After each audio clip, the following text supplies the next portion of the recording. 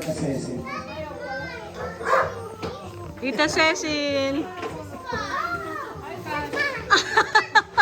Hindi niya kailangan ng cash. Wala eh. Ay, nakalimutan niya bumili. Tingnan. 1, 2, 3. Okay.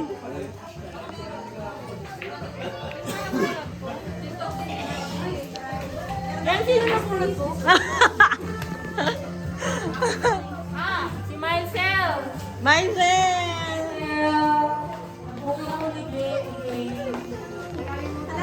Wow, ang laki! Sarap! Grabe! Ay, Syra, sorry, Syra. Wow! Grabe, big time! Grabe naman! Grabe, big time!